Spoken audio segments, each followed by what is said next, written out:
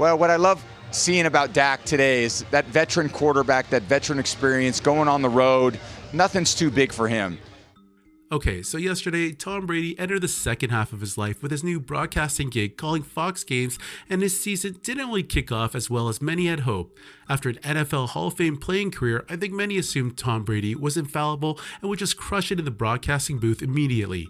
However, there was a ton of mixed reaction following Tom Brady's debut in the Cowboys' 33-17 win over the Browns. Mind you, this wasn't downright Jason Witten level bad, like when he kept holding onto his mic really high up to his mouth, or the never-ending eye contact he made with Joe Tessero.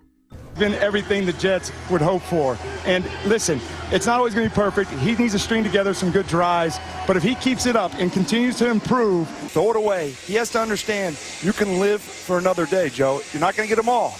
But I still think he had a good day. That's 2 weeks in a row. It's only a second game. But as Todd Bowles told us, he's going to evaluate this and the competition is going to play out. Honestly, it was a little weird because for someone we've all known for the last 2 decades showing so much poise in the pocket when it mattered most, watching Tom get nervous and uncomfortable in front of the camera was something we haven't been accustomed to. For what it's worth, this was his first appearance, so I think having the jitters was always going to be expected. Also, moving forward, he can only get better and improve, and we all know how much of a competitor he is, so I'm sure Tom will be fine-tuning his broadcasting skills throughout the season. That being said, there were certain awkward moments from Sunday's Week 1 opener that had many fans questioning if this was the right career choice for him. Look, it's Mike Pereira. Hey, Hi, Mike. It's good to have you back. Oh, don't leave me hanging. So good to be back with you guys. It's just great to be here in Cleveland. We love you, Mike. Of course, Tom Brady. I think he's going to be dealing with this type of pressure. Talked about this with some of these young offensive linemen. Tomlinson just gets by Martin. Nothing the quarterback can do when you're standing there and they get to the middle of the pocket. What a catch and what a throw. That's tight coverage on Ward. We love talking about that matchup all week. What's it going to be like with CeeDee Lamb and Denzel Ward? And it's an all-out blitz. They're bringing all 6.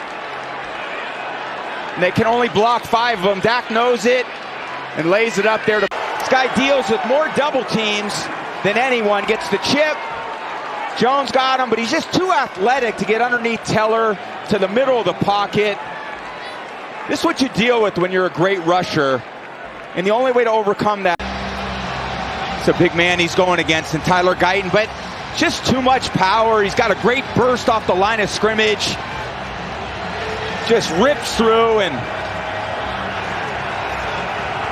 that's why he's reigning Defensive Player of the Year. And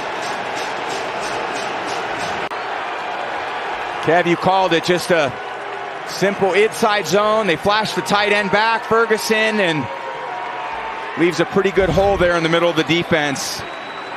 Easiest way to get it in the red area. About that every week. That was a pretty easy one from inside the 5 there.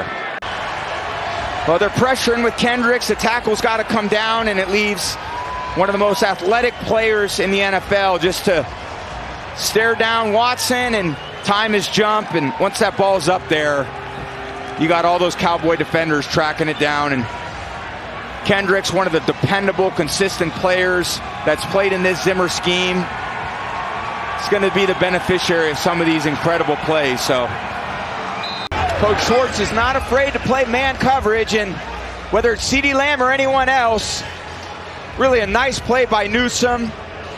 Just a little angle ram route, we used to call that.